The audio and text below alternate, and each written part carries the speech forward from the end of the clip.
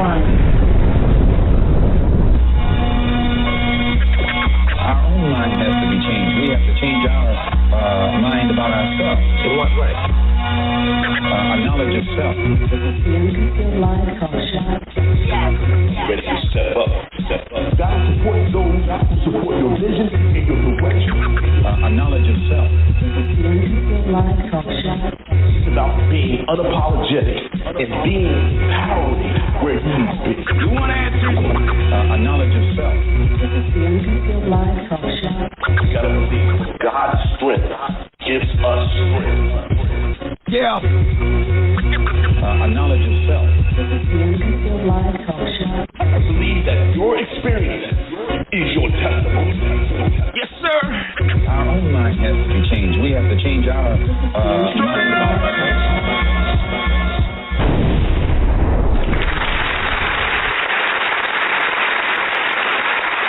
Yes, yes, yes.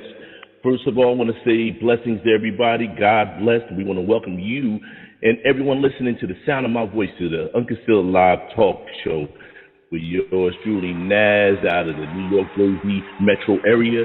And big salute to, of course, Shadow Worlds Radio. And can't forget our partners I'm not even saying crime, partners in God. But, you know, we just bring it to you straight and raw, the one and only Rebirth Public.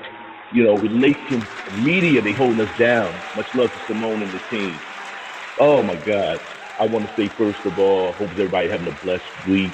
I hope you have taken the opportunity to think about what you go through. And I pray for those who's lost and those who just going through struggle. I pray for you. I pray for you that you continue to have that drive, that blessing, that direction.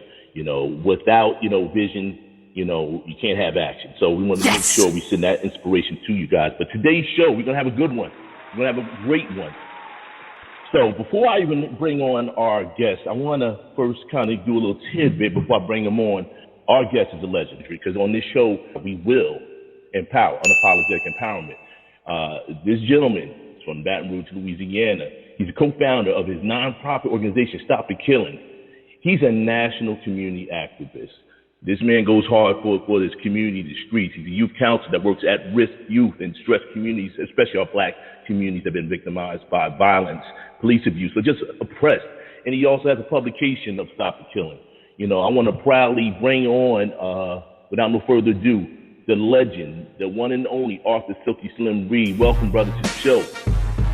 Hi, man. Thank you for having me, man. Oh, brother, it's a blessing, man. You know, I just gave the listeners just a tidbit of you, man. You know, before we kick it in, man, my thing is, first of all, you know, I try to have a dialogue with the guests, like two brothers just talking or just two people talking, having a conversation.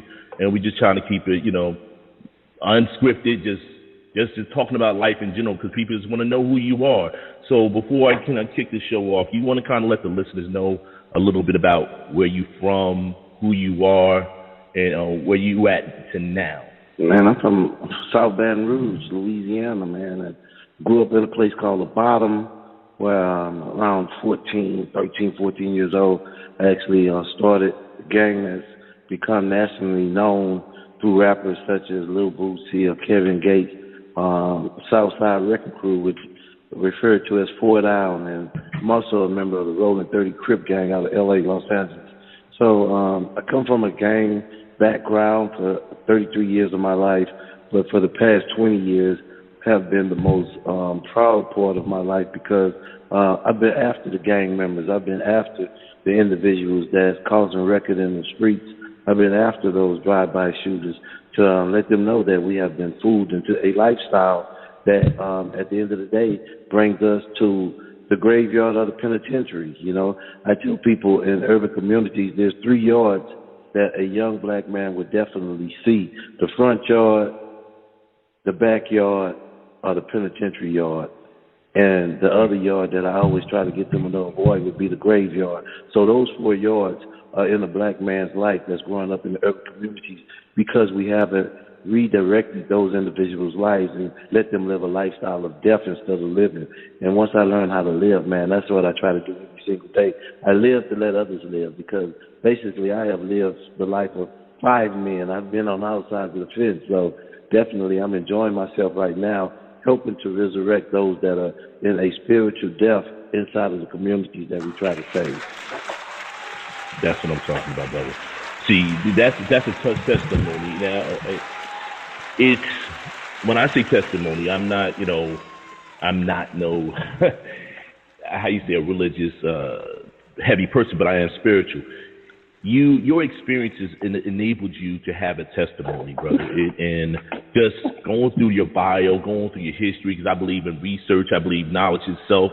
You got to educate yourself, and like you said, your experiences enabled you to help guide. I mean, because first of all, you come from a real place of experience that a lot of people need to understand.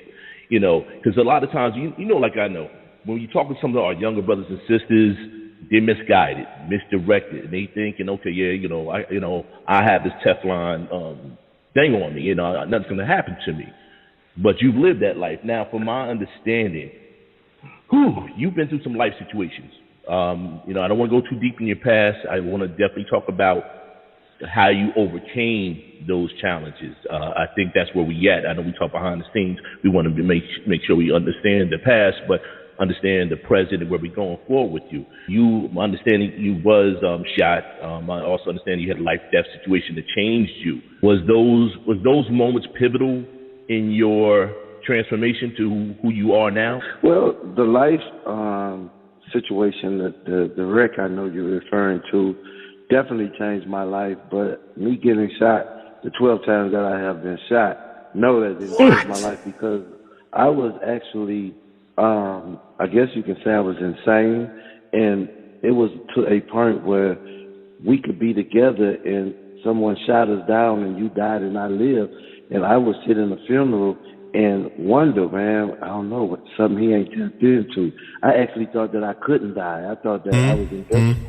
I thought that I couldn't die because everybody around me was dying, and I was sitting there and I was like, I don't know, I think I got this figured out, I think that as long as you have the will to live, you will live. That's how crazy I was thinking, and wow. I'm glad that I was thinking that way, because maybe that is what happened here. But I know that it's all God's plan, when it comes down to the wreck and my life being saved through that. I was in Louisiana. Some of my gang members called and said that we needed to make a run to L.A. And, of course, we were going to get drugs. I said, cool. I'm at my mom's house. So they came, called the house phone, because, cell phones wasn't that hot. So they called the house phone. I got up, I packed my bag. I told my mom I'd see her later, and I went and got in the truck. But when I got in the truck, just like I'm talking to you, a voice was in my head, and that voice told me, go kiss your mom, you ain't going to see your mom again. I was like, damn, where that came from? I got out, went back to the door, said, Mom, give me a kiss. I'll see you later. She said, I hope so, baby.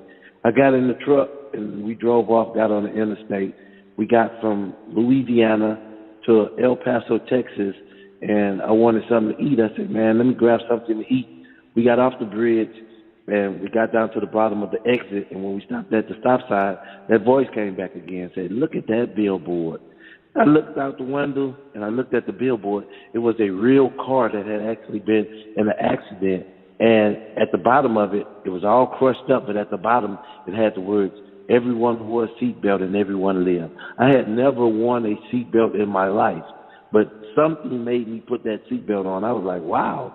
And I was telling them, because we stopped, got out and looked at the sign. I was like, man, stop, let's get out, look at this. I said, look what it says. I'm reading it. I got back in the van. I got back in the Tahoe, put the seatbelt on, and my boys was like, man, you let that sign scare you? I was like, yeah, man. I say, something told me to look at the sign. They took it as a joke. Oh, you getting weak, you getting pee, you getting weak, boy. We ain't never seen you get scared of nothing. And we got on the highway, kept on driving. We went to L.A., stayed there for a week. We partied, got the drugs, shipped them back. And we got back on the highway January the 11th. I'll never forget. We got back on that highway and we traveled. And we got to a place called Kerrville, Texas, which is right outside of San Antonio. And when we got there, it was kind of cold in the mountains, even though we had the heater on. I was like, man, I'm cold. Give me the blanket. And I got that blanket, and I let that seat back, and I covered up with that blanket. And I had taken my seatbelt off. That voice came back again. Say, put it back on, look outside. And I said, man, I might be losing my damn mind because I ain't never went through nothing like this. So I looked out the window, and it was drizzling. And I looked over at the speedometer, and it was 77 miles an hour that we were traveling. I said, wow, man, slow down, man. It's raining outside. And my friend said, man, I ain't got time for that. And he was cursing. And he said, I got to get back and pay my income tax. And I put that seatbelt back on, and instantly an 18-wheeler crossed the line and hit the front of the Tahoe and knocked us over the side of the mountain. Everyone died in the accident except me. And when I climbed out of that Tahoe, the first thing I heard was that same voice say, I brought you out of that. Now what are you going to do for me? And, you know, you can hear the voice and you can believe that it's God.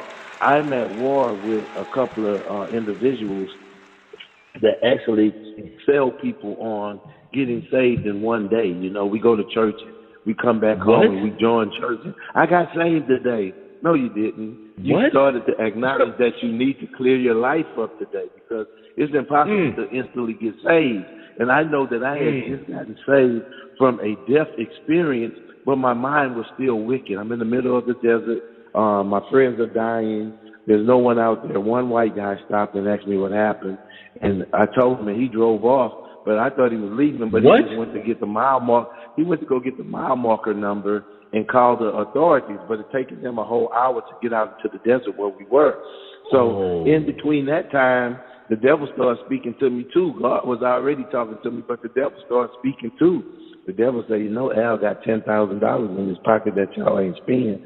I climbed back in that wreckage and amongst all that blood and got the money because I didn't want the police to just come up on $10,000 or the undertaker to come up on $10,000. So I went back in and got the money, but it shows you that God could be dealing with you, but the devil will step in too. So that's the weakness of the mind, man, that we have to start to control. I tell people every day when people ask me, well, how you doing? I'm doing fine, man. The only hell that I'm in is the one I put myself in. Because it's that devil inside of us that we got to learn to control before we even worry about one that's supposed to be under the ground somewhere. Anyway, I was saved by that. Yes, sir. I was saved. And, you know, I went to the funeral.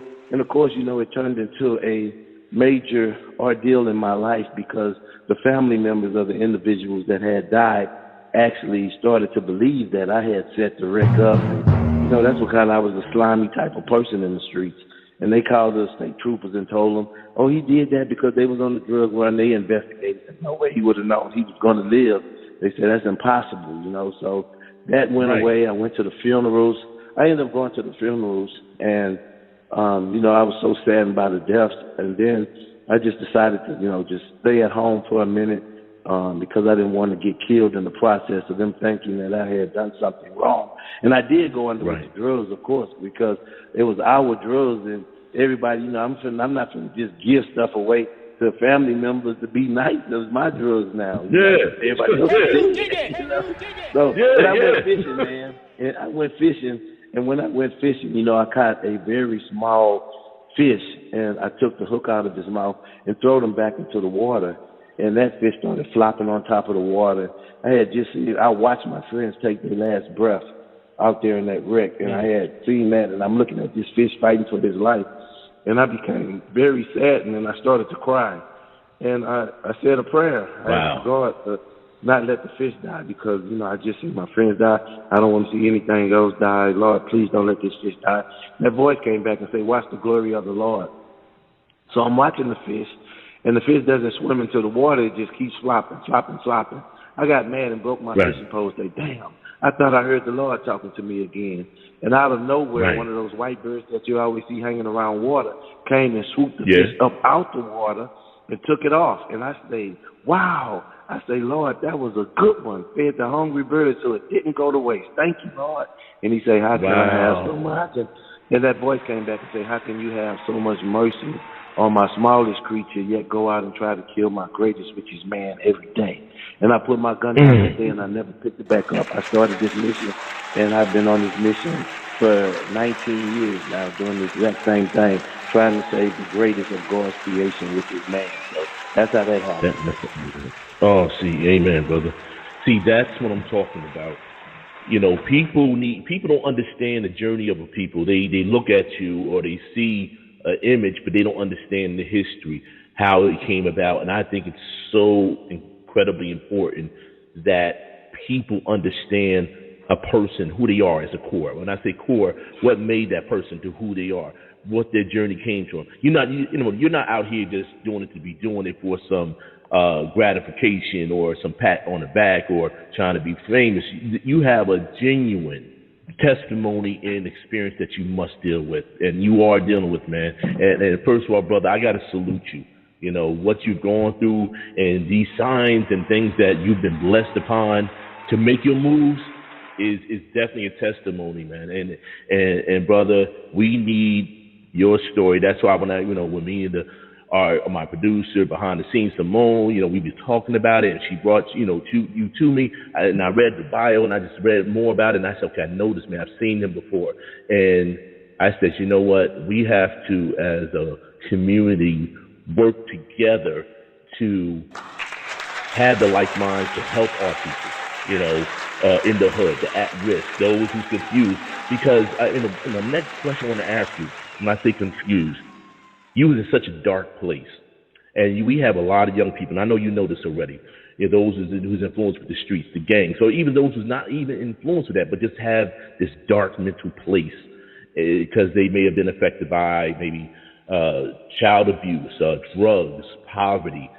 How can we help those? Where do we start to try to help those? Because we damn sure have a lot of them living in these communities that's being threatened all the time, with police violence, black on black crime, oppression, just a lack of jobs and opportunities. How do we help those? Because we have listeners that do listen to this show that, they're from the streets, or those who are just confused. Where do we start? If you go back, man, and you research well, I was on Bishop T.D. Jakes' show, and he was asking me a question similar to what you're asking. He said, Silky, I'm not from the streets. I need you to help me with this. What is it that I can do? And my answer to him was, anything that you do is more than what you're doing now, which is nothing. So individuals have to do something. As long as you're doing something to change around you and change the individuals that are around you, that's where it counts at. So many people try to put together strategic plans and follow through on those plans. So if you just go out there and start helping individuals to realize, the biggest thing that someone in the streets needs to know is that somebody cares. They don't care about how much you know. They care about how much you care. And once they find out that you care, then they'll listen to what you know. Our problem is that we always want people to know what we know, and those individuals are not even ready to digest anything because don't nobody care. They look at you as another hustler coming in to hustle off of them and make money off of them and be a social worker off of them. And that's one of the things that I always realize is that if I don't know how much you care, I don't give a damn about how much you know, because I know I'm a commodity out here. I knew that people was trying to look at gangs and study gangs in order to go to social work schools and do things to try to help the community. But once I started really analyzing and searching what was going on in the community, half of the problems that we see are socially engineered problems. And I was working for a college, and I was doing work in the street, and I was bringing in a lot of gang members and a lot of individuals turning their lives around. And once I started doing that, the assistant director of the college over the School of Social Workers called me in and had a talk with me. He was like, hey, man, I love what you're doing, but I think that you're working against yourself. I said, what do you mean?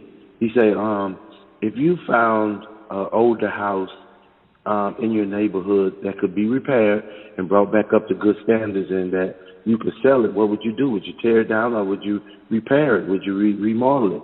I said, I would remodel it, of course. He said, yeah. He said, that's what this is. He said, you can't just go out there and tear down the problem, because once you tear down the problem, you no longer have a job. He said, you have to always be found remodeling. Do a little bit here, move on, do a little bit of. So they really wasn't into turning gang members around. They were into fixing small problems so that they could get the next grant. And once you realize that these are socially engineered problems, it makes you kind of bitter. And that's the reason that I have been outspoken the way that I have and I have been going full force against some of these entities that create these problems is because I realize that this is real. And the only way that you find out that it is real is once you get inside. So some people go inside to try to make sure they have a seat at the table. I try to go in and turn the damn table upside down because I know that there's so much wickedness that's going on at that table. Yeah. Man, you know, it's as you're talking, I can't help but I look at it like yourself, but it almost sounds like a lot of these socialization agencies and like that gentleman we're talking to you about, they sound like hustlers and drug dealers. I mean, what's the cliche? You give them tasters just to get them out there and to keep them coming, keep them fiending, to keep that work going. Definitely. So they sound like hustlers and drug dealers to me. You know what I'm saying? That's what I'm getting. That's what it is. It's a hustle. It's all a hustle. And I tell people, that once you see that it is a hustle, then you have to find your niche to try to undo the whole situation. A lot of things are hustle, and a lot of people don't want you to bring those things out to the forefront. The biggest hustle in the world, and it has been for a minute, is the hustle of church. You got individuals in the church that's pimping, individuals that's trying to go and get the word of God, So until we get some of the pimps out the pulpit, we're going to continue to be lost spiritually. When you start talking about people pimping in the pulpits, a lot of people get upset, and I'm saying, no, that's not any disrespect to a real pastor. That's letting you know that they got something that's out there acting like pastors. And there was a group of pastors that we was on the same program, and they told the people that if I spoke, they didn't want to speak.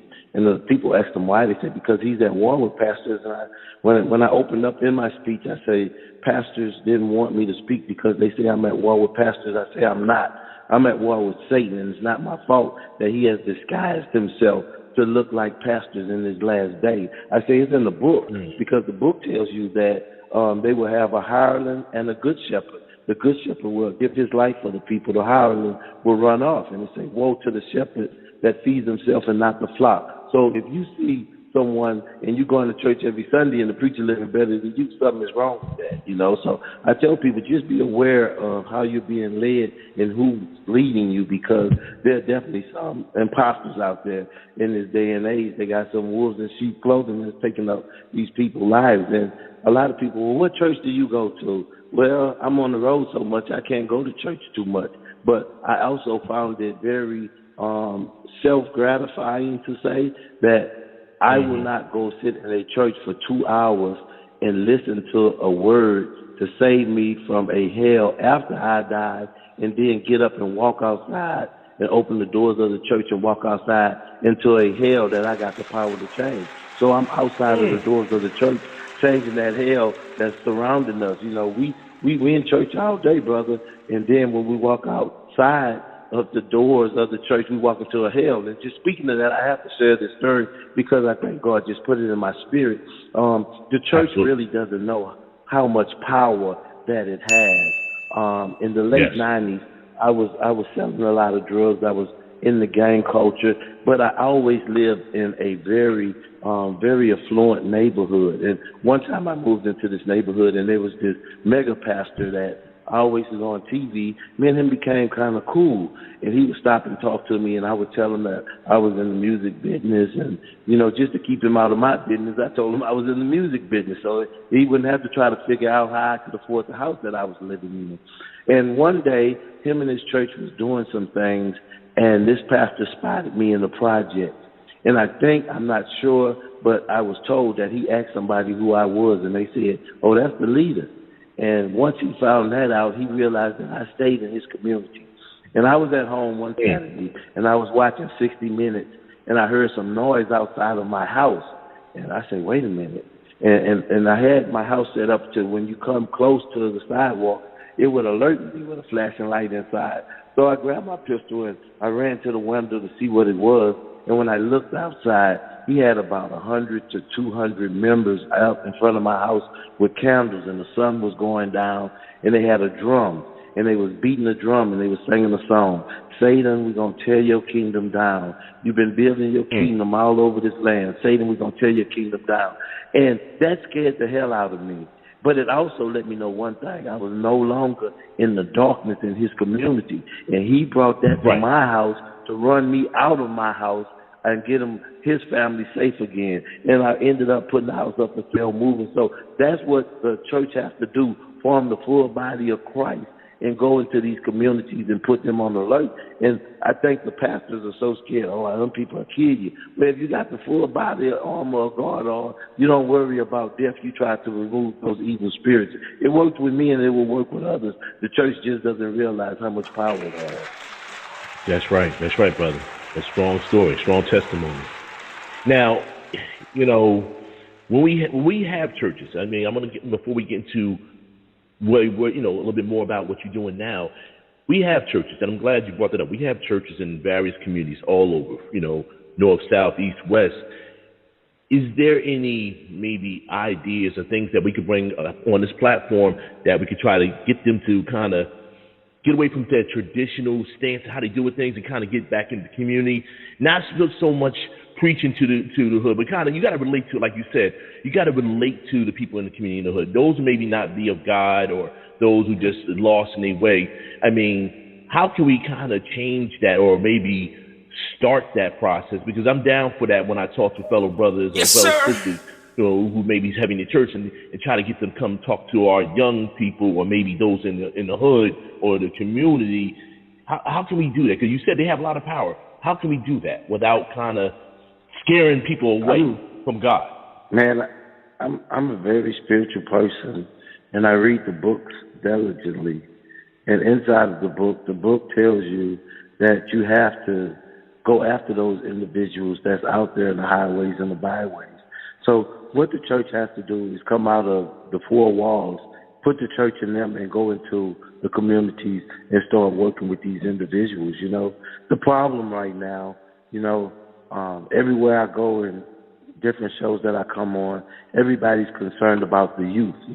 Man, what is wrong with the youth? Look like the devil got the youth. What's wrong with the youth? And it's not the youth that's the problem. It's the first three letters of the word youth that's the problem. What's wrong with the Y-O-U? What's wrong with you if you're not outside of the church trying to save those individuals? What's wrong with you if you're preaching a word that you're not living up to? What's wrong with you if you see an individual going astray and you're not trying to correct them? What's wrong with you? It's the biggest thing that we have to deal with. What is the matter with us as adults that we're letting our youth go astray? So the church has to get real with what they're doing. And at the end of the day, man, people always try to say, well, this world. Let me tell you why we have the problem that we have in this world. It's because everybody is after the crown and nobody wants to carry the cross. You have to carry the cross. Without carrying the cross, there is no crown. So to put it in the scripture says it perfectly. It says that the laborers are, that the laborers, there's plenty fruit out there, but the laborers are few. And that's what we're seeing. The harvest is plentiful, but the laborers are few. So that same fruit that we see out there is now spoiling and getting killed and run over in the streets. So the harvest is plentiful, but the laborers are few. And that's it. I want you to get your pens and paper out for this one, that the problem of the world today is that Jesus, Allah, Yahweh, Jehovah, whatever name you call God, he has too many worshipers and not enough workers. Everybody's worshiping him. When you go to church, everybody's praising him, but he don't have the workers that he needs.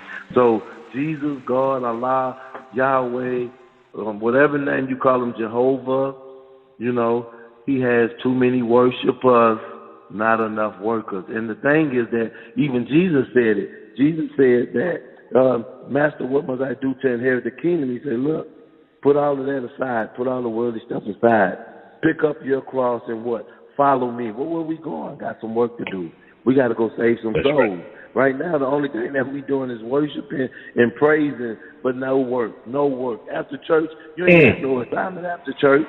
When you leave church, you get in your car and you continue that same old entertainment. And there's a story, man, because I have a lot. But there was a guy that actually wanted to become a preacher, and he couldn't find a building. And his brother said, look, I got a nightclub. you can use the nightclub on Sunday mornings because we don't open on Sunday. Just make sure y'all get it back straight so we can be back in business on Monday.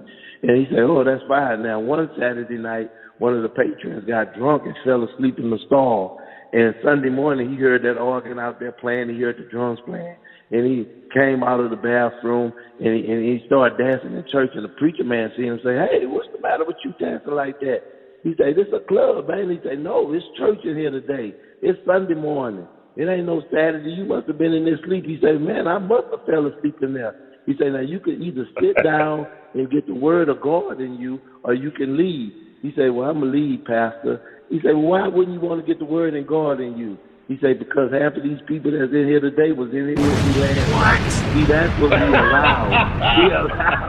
We allow church to be a continuation of Saturday night's entertainment, man, and we have to stop that. So you see people coming in church all the time putting mints in their mouth. Why? They've been out drinking Saturday night. I mean, we can't be. We gotta stop being. We gotta stop being a 6-day sinner Sunday morning Holy Ghost. For 6 days we go out there and do everything we want, and then come serve God on Sunday. We got to start living a godly life every day, and that's when we're going to change the hell that we in, man. Go ahead. That's right. I love that story. I love that one. You know, I got something I chop it up when I talk to a lot of the, you know, just people in general that I deal with, from helping them, whether they young, older, teenagers. You know, I deal with a lot of the teenagers, those I call it like the young adults. I deal with a lot of them at work. And, you know, when they talk about, the one thing they talk about consistent, they don't like social workers. They don't care for them. They can tell within the first 2 or 3 minutes, they can feel you real. And then you got the brothers, and then I'm going to lead into that. You have the brothers, you know, whatever. They made decisions, and they ended up incarcerated. You know, no systems in place for them when they come out of incarceration. And they have to deal with that challenge on top of finding high housing, on top of trying to find, you know, the mental health aspect, because people understand, you know, we incarcerate our brothers, but that's a whole other conversation, you know, disparity in how black men or people of color are locked up. And I talk about that because you had a publication of corrections. And I did my research. I said, okay, that right there is needed. And I know that it's something passionate that comes from you. And I need to get my hand on that publication because I want to share it on my level. I want to share that, brother, because it's needed. It's an idiot guy, man. I just wanted to share that to the part of the story, brother. I asked you. Yeah, man. You kind of touched me with that because the book is actually, it's like an idiot guide. It's what I did every single day when I was released from prison. And, you know, it's strange. You know, I went to prison at 16 years old, and I share my story very often. I'm a young adult, 16 years old. I'm sentenced to adult prison, and I had to learn how to survive in prison. One of the things that I tell people, before I went to prison, I went to reform school. And when I was in reform school, you know, all of this is a part of the Department of Corrections, right? When I went to reform school, I can remember very young, maybe I was 12 or 13 years old, I got in a fight, and I was ducking my head in the fight. And when the fight was over, the correction officer set me down, and he was talking to me. He said, "Say, Slim." I said, "Yeah." I said, I ain't do as good as I want to. He said, "Yeah, man." He said, "But you ain't lose, but you ain't win either." He said, "You got to stop ducking your head." He said, "You can't go up that road up there ducking your head because you'll get a man, bro." He said, "You got to start fighting with your head up." Now, my point is that here's a correction officer. Instead of correcting me and telling me that I didn't need to be fighting, he was telling me how to fight and survive adult prison, somewhere that I didn't have to go.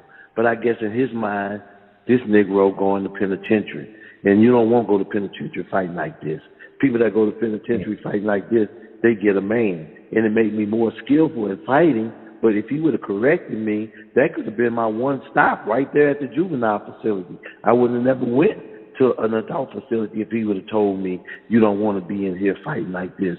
There's a better place out there for you than fighting. He was telling me about going on to penitentiary. So corrections is what individuals need. And we have so many people that's fallen into that generational curse of going from correction facility to facility. And that creates the revolving door now. Once I went to adult prison, of course, I'm young. I'm in the cell. Every day I'm jumping down out the bunk. I'll get the newspaper and look at it. And one day, my cellmate seen me, and he said, "Hey, man, what was in the paper?" I said, "Somebody got killed." He said, "Where?" I said, "I forgot."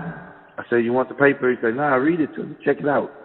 And I teared up, and he said, "Yeah." He said, "You just like me." He said, "I came here at 16 years old." He said, "I'm 66 now." He said, "Your dumb ass going to be in here for the rest of your life because all you do is go in there and you watch BET and you watch those raps and you watch rap videos all day. You play dominoes and spades all day." He said, "Your ass ain't trying to go nowhere." He said, "You're going to be caught in the system." He said, "I'm in Dome 5 right now." He said, "I started off in Dome 1. He said, "What's in Dome 1? I say, "Youngsters." He said, "Then there's Dome 2. You get a little older." He said, "In 10 years, they moved you to Dome 3. He said, and he said, "Eventually, you're going to end up in Dome 5 where you start out at because this is for young intenders." He said, "So they put you over here where the old folks at until they feel like you can make it on the big yard." He said, "You're going to be out here all your damn life." And that man taught me how to read. And when the lights would go off, we would roll toilet paper and put Crown Royal grease on it and light it with a lighter and use that as a wick so that he could teach me how to read. And he taught me how to read, and I started studying law, and I started studying things. But the thing that really interested me the most was slavery. And I started reading about slavery. And I'm not going to lie, one day they was working me in the field, man, and they was working, hard work, and I was hiding behind some soybean trees, and I was looking for the free man. And the free man rolled up on me on the horse behind me, and he put a gun to the back of my head, and he said, "Reed, if I catch you not working again, I'll put a hole in you, and the state will raise my pay." And when I turned around on the ground and looked up at him on that horse, it reminded me of a scene from Roots. And I seen that towel hanging from up under his hat, and he just looked like the slave master to me. And it was a light that came on in my head, and I went on the penitentiary walk and started telling all my friends, "Hey, man, we in slavery, bro. We in slavery." They didn't say I was right. You know what they say? "Man, the white folks done drove that Negro crazy. Talking about we in slavery." Yeah. Anytime you working 12 hours a day, you getting paid 12 cents a day. You getting paid a penny an hour. I'm like, man, if this ain't slavery, what is? But that's slavery mentality. Wow. Man, say, when I woke up to that, man, look, I woke up to that and I never went back. And, it was one person that I always thank God for. He was an old white man that worked in the prison. And he would see how other guards would let me lay out and, act like I was working, but he would work the hell out of me. I can remember one visiting Sunday, I was standing on the walk waiting on my mom to come, and he said, "Reed, I got something for you to do." I said, "Man, my visit coming." He said, "If you don't do it, they call it disobeying a direct order. That's 90 days in the hole." I said, "All right." He was walking in the mud, and I was trying to walk on the sidewalk. He said, "Reed, you got to get over here where I'm at." I said, "Man, I got my brand new tennis on." "Reed, if you don't do it, it's disobeying a direct order." Anyway, he worked the hell out of me while I was in prison. And when it came time for me to go, Sergeant Thompson walked me to the door, and he stuck the key inside of the big gate, and he stopped, pulled his hat off. He said, "Boy, Reed, we done had some times, haven't we?" I said, "Yes, Sergeant Thompson, you showed me the blues." He said, "But I'll be here when you get back, Reed." I said, "Sergeant Thompson, I'm not coming back." He said, "Reed, you've been here half your life. This is all you know. I'll see you when you get back." I went back, and I was speaking. And I looked in the corner, and there he was. I say, "Sergeant Thomas, I owe you an apology." I say, "I told you I'd never come back to prison." I say, "I'm back tonight, but I'm going back home because this is my new life." He didn't say, "Reed, you proved me wrong." You know what he say? "So far, Reed, you're proving me wrong. Just keep proving me wrong." Like, he got that mentality. You out there doing that, but I still think you're coming back. I think what you're doing going to get you back. I think they're going to get you caught up in a fraud charge. So some people will never believe in you, but the main thing you have to do is believe in yourself. There you go. That's what I'm talking about, bro. Hey, that's what I'm talking about. That's what I'm talking about. Your vision was with action, man. Oh man, you got me inspired, brother. Not just inspired, but you helped me validate what I do, and it feels good to know it's other like minds out here in this struggle doing what we need to do and must do for our community at the end of the day. Now, I definitely want to swing it over to what you're doing now, man. What you're doing now, you're a community activist. Can we talk about Stop the Killing? What is the nonprofit organization you have, Stop the Killing? Well, it goes back to prison with that. And that's one of the things that I heard you when you asked a question about brothers coming home and how are they going to stay out and how do they. You have to realize that once you come home, number one, you got an X on your back, right? The biggest failure is coming home looking for a job. Spend that time that you spend in prison, starting your company, starting your organization, starting a way that you don't have to ask somebody to give you a paycheck. You get out and make your own paycheck. You've been working in the field for the past 12 or 15 or 20 years. Go home and start your lawn service company, you know? So if you have that mindset, you can come home and be successful off top. Stop the Killing was a dream child of mine inside of the prison. When I was just like, hey, I need to do this, I need to do that. And once I got my life together, that's what I started to do. I formed Stop the Killing, and we have been successful in doing what we're doing for 19 years now. One of the things, and I want to share this with people, man, because I want people to understand something. My experiences are mine. I was in a 5x7 cell, which is a solitary confinement cell, and I had an appeal in to go home. And I was laying in my bed, and I became stuck to the bed. I couldn't get up. I tried to. I just couldn't. And all kind of famous people popped in my head. Bam, bam, bam, bam, bam, bam. It was like a movie. And I would see all these famous faces, and I was like, wow. After it stopped, I stood up at the bars. I said, I wonder what that meant. I said, man, I'm finna go home and be famous. I'm finna go home and be a rapper. I'm gonna be famous. That's what I thought it meant. And years later, I was standing up in my office one day, and I have all these pictures on the wall in my office. And I turned around and looked at every picture, and then I say, wait a minute. I say, these are all the people I seen when I was in that prison cell that, I say, that was a vision. And you know what? I started to thank God. I said, God, it might took me a long time to realize that you gave me a vision in that cell, but I see it. You took me amongst all the stars. It didn't mean that I was going to be famous, but you took me amongst all the stars. And that same voice that always comes to me came back. That voice said the only reason that you're not a star is that you never look at yourself in the picture. You're always looking at who you're taking the picture with. Your work has took you amongst those people. Your work took you to T.D. Jakes. Your work took you to Bishop Farrakhan. Your work took you to Dick Gregory. Your work took you to all of these people. It was your work. But start seeing yourself in the picture. That's our problem, that we don't see ourselves in the picture. And when we do look at pictures that we're in, we're either shown as a slave or a prisoner or a drug dealer. We have to disconnect ourselves from all of the things that the world has created to show us success. I mean, one of the biggest things that I see and find right now are youngsters that's trying to live a lifestyle that they've seen inside of these rap videos, and they're killing each other in the streets thinking that's going to get them on in the music industry. And the people that's running the music industry are not trying to stop it, because why? They give them $1 or $2 million. They making billions of dollars off of the foolishness. We have to disconnect ourselves from that. And we have to see more lawyers, more judges, more doctors. We barely see individuals going into these fields as colored people anymore, because we've been taught now that rap and basketball and football is the only way to become rich. And at the end of the day, you don't even have to be rich, brother. I travel the world every single day. And sometimes I do get the mindset, I ain't got $1 million in the bank. But God will come right back and say, where is it that you need to go that you don't go? What is it that you want that you don't have? You have a nice home. You have a nice car. So it don't have to be in the bank. It could be in the world, and it will come to you because you're working for me. So that's the way that we have to start looking. But we have to start creating our own jobs when we come out of prison and make sure that we stick to that course. I mean, the main thing is when we come out of prison, we want to party instead of go to work. Now, you just had somebody working you for free, but now you don't want to work for your own. So you have to go out there, and I tell brothers, man, a guy was laughing at me when I first came home, and some of the things that I was doing, one of my arch enemies, man, that used to be the man. Look at him now. I was down the corner with 2 apples and a banana in a bag.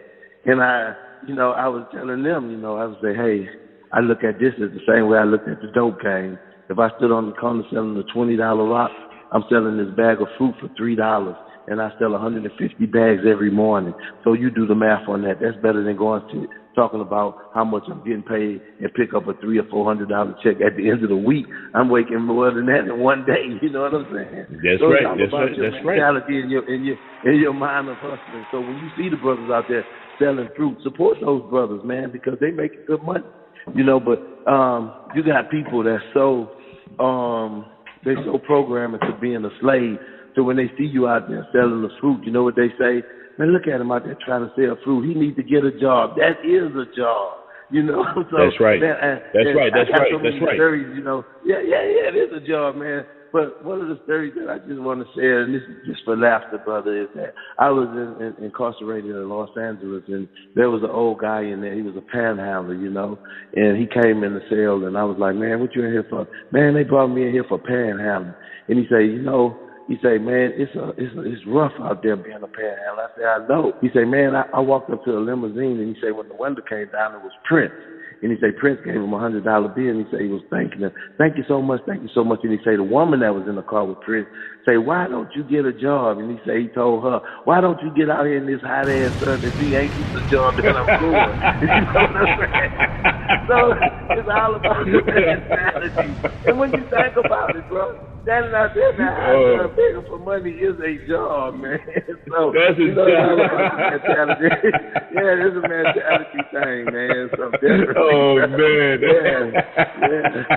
So you know. Oh my God, that is phenomenal. Man, God has blessed me, man. I've traveled many places, man, and one of the things, I'm helping you along on this, man, because I don't want you to miss this. You know, being in prison, spending a lot of time in prison, former gang member, and all of that, man, to be working with the #1 civil rights attorney in the nation has been one of my best things that God has blessed me with at this time. You know, so yes. And people, you know, I'm speaking of Ben Crump, and that's right. Have to salute my man right there. Yeah, man. But I want people, because I know you got some listeners out there, and there's a wave of us. You know, one thing about us as a people is that we would tear down a foundation without having another plan to build anything. And a lot of people are saying, well, this guy, he's everywhere. He's doing all these cases. None of these police officers are getting convicted. I have to explain to people all the time, brother. He's a civil rights attorney. A civil rights attorney is not a prosecutor. So a civil rights attorney can't charge a police officer with anything. Neither can a civil rights attorney go in court and prosecute them. That's the prosecutor's job. So the person that you hired or the person that you went in and voted for DA, attorney general, or state attorney general, those are the people that has the power to prosecute. So not Ben Crump. Ben Crump's job is to go get the bag. And for every case that he has handled, even the historical George Floyd case, $27 million, Georgia McClain case just got $10 million, Breonna Taylor, $12 million. He's won all of these cases. So his job is to go secure the bag for the family, because in some of these cases, economic justice is the only justice that we will see. And we have to be pleased with him being able to accomplish those things, man, on the level that he has. So I've been working with him, man. It's been a joy working with him, man. And I just want our people to realize, man, that, you know, we go out, brother, and you see these protests and you see us out there as activists. I always tell people now, there's activists and there's actors. And I'm trying to make sure I don't become one of the actors that's out there. So when I say that, I mean there's activists that's down for the cause, that's not worrying about money. That's where I'm at. But there are actors that's getting money to get out there and just bring a lot of noise, and then they disappear into the night with a check, and the movement becomes lost. We're trying to keep the movement and save the movement from being lost by so many paid actors, man. So there's activists and there's actors, you know. So we're trying to keep the movement from falling into the hands of the actors right now. And that's one fight, man. That's a hell of a fight. And it's a very thin line to walk, you know, because it's easy for individuals to come to you with a large check. But that's why you see so many cities and states being held accountable for the actions that they have taken to allow these reckless police to kill. And at the end of the day, you know, we have to be wise about I tell people I just get so disappointed in us sometimes. How can some of the smartest people be some of the dumbest people at the same time? When we sit back and say, man, that's right. I don't That's see right. I don't see how they getting away with it. No, I don't see how they been getting away with it this long. This been happening. That's right. Everybody acting like this is new. This isn't new. Yes, it's on the news, but the damn show ain't new. They been killing black folks, and we got to be strong enough to say that, man, and walk in there. And even if, let me tell you, even if your damn voice trembling when you say it, be bold enough to say it. That's how I am. I walk in there. That's right. That's right. And me and you were talking about when I went into the city council meeting, and I told them, I said, look, the Lord didn't get a piss on your Confederacy today. And they turned red because they ain't never had a black man stand up and tell them that in those red states. They looking at me crazy. And, man, you said that. I was like, no, he didn't. I was like, wow. Say, man, let me tell you this. And this is a true story, bro. When I walked out of there, I felt like Superman. The little kids was asking to take pictures with me, and I felt like Superman, bro. I went over to a friend of mine's house. That's he's a gang leader, and I just went over there to kick it with him for a little while. I go in the hood and kick it, And I went out there, I rung the doorbell, and his wife said he's coming. So I'm sitting on the steps, and he came to the door. And he had seen the city council meeting. So I'm sitting there, and I'm feeling good. And he studies when he talks. And he said, man, what you came around my house for? I said, what you mean? Man, you heard what you said on that damn TV about you pissing on the Confederate. Them white folk gonna kill you. Get out of my phone. And he was serious. You gonna get killed. All the stuff that you came through, you gonna make them white folk kill you. Quit messing with them white folk. That's how we think, bro. We are so afraid of white people. We will kill each other, man. We'll kill each other just for looking at each other. And I tell people, because the movement is real, the movement is strong. Right now, let me tell you this, man. We go, and when a police officer shoots somebody, we go to the state capitol, we go to the White House, we go to all these different places to demand justice. And the cry that we're using right now, the hashtag, Black Lives Matter, Black Lives Matter. I like that. But listen, black lives have to matter to black people first. So if we can say it in front of the White House, we got to say it in front of the smack house. If we can say it in front of the White House, we got to say it in front of the crack house. We can't just let Black Lives Matter be a hashtag. It has to become a way of living for us. It has to become a cultural change for us. So if black lives really matter, let it start mattering to black people first, and then everybody else will have to respect it. If not, we're just a bunch of damn hypocrites. There we go. Man, listen, I'm enjoying this conversation, man, and this whole interview. Now for the sake of time, we got about a minute or two. I want to ask you real quick. I know you have an upcoming documentary coming up on Netflix. Can you kind of let people know a little bit about it, or are you allowed to? When it's coming out? Well, we got two documentaries.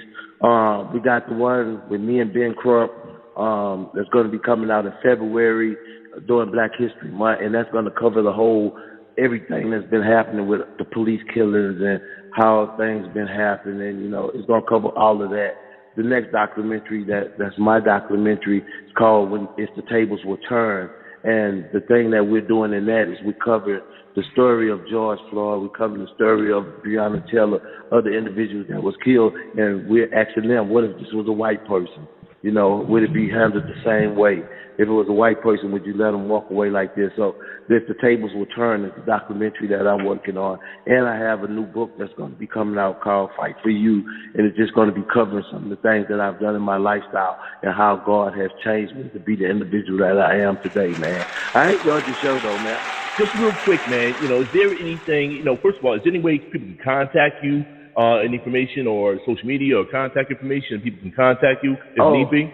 I'm Silky Slim 100 on Instagram.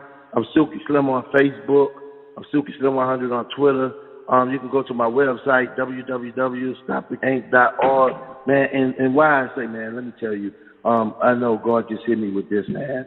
Somewhere out there, there's a listener, somewhere out there, or a family member out there that's going through that suicidal thing, man. Listen, life is worth living. I can tell you that.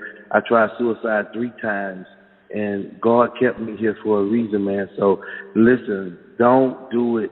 Seek help, because it's definitely a life is worth it. I can just tell them that. That's for somebody out there. Yeah, definitely, brother. And I appreciate you, the jewels that you're giving us, brother. But ladies and gentlemen, I just want to say thank you for listening. To my brother, I'm going to call you my brother because you are, Arthur Silky Slim Reed. We want to say thank you, brother. It's been phenomenal just talking to you and catching up with you, man. And, thank you. It's been fun. I mean, I enjoyed it. I ain't gonna lie. I had a good time, man. And I know I did, man. And believe one thing, man. Simone is one of the few people that could have made this happen, because right now I'm in the midst of a conference, Trayvon Martin's Foundation, Mother of Circles conference, and I stepped out of that to do this interview, but I definitely enjoyed this interview, man, and I thank y'all for having me on, man. Anytime y'all need me, hit me up, man. Thank you so much, okay? No doubt, but listen, you enjoy the rest of your day. Thank you. Again, everybody, I want to say thank you for tuning in, and we enjoyed just having this great brother with us. My closing remarks, I wanted to leave it here. People who want to be blessed, but who are those they are blessing through their works? That's a question, an open-ended question. Ask yourself, you want to be blessed, but who are those you blessing, through your work? So let's keep that in mind.